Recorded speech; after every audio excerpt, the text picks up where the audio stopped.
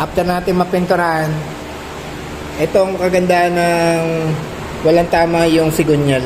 Ayan o, pag ipinasok mo yung nut, hand tighten lang.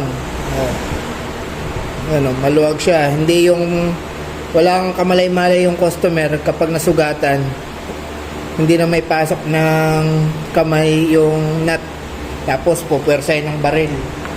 Ito yun, pupwersahin ito.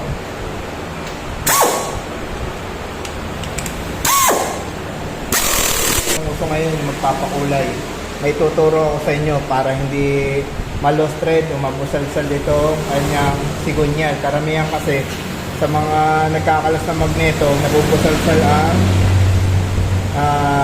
sigunyal. Nakita nyo naman yan, busalsal na. Bobo ang puta.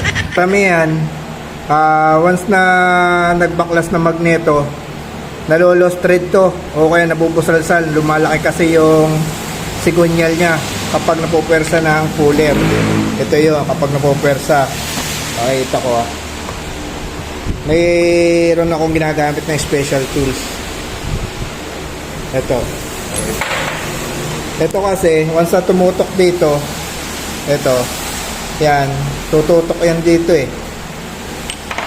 nakapaloob dito yan o, sa loob. Kapag napwersa yan, nalolos thread na to. So ang ginagawa kong paraan, meron ako nilalagay na collar. Ito yan mga ka-works, ito yan, nilalagay ko rin ito sa kanyang thread. Yan o, untight lang, ibig sabihin okay yung thread nya. Once na nilagyan natin ng nut,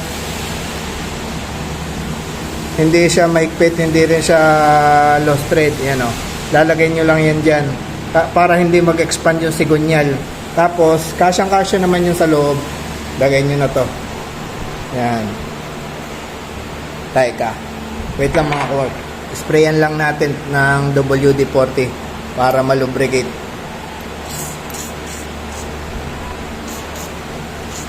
Yan, once na na-sprayan natin, pasok na natin to kanyang puller.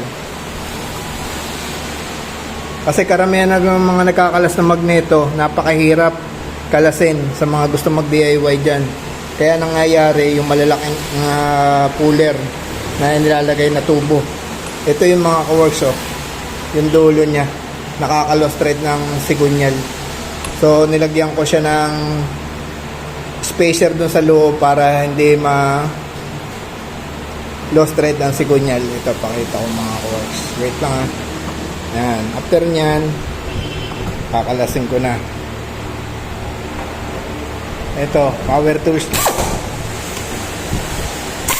O, yan. Tapos, kalasin na natin. Kapag lumuwag na yan kasi yung magneto, pwede mo nang tanggalin. Ito. Tatanggalin mo na yung collar na inilagay sa gitna para hindi mag-expand. Yan. Ngayon nilalagay kong spacer dito para hindi ma-lost thread. Kasi yung mga thread niyan, pag nag-expand na yung sigunyal, magdidikit-dikit ng thread. So mahirapan na yung kanyang nut. Ito, mahirapan na to. May pasok.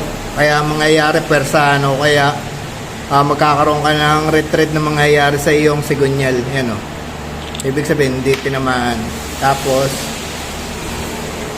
bunutin natin. Maganit pa pala. Wait lang mga ka-works.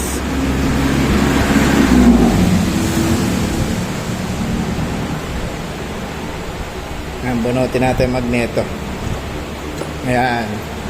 Patunayan na hindi pa yan nakakalas. O yan o, putik.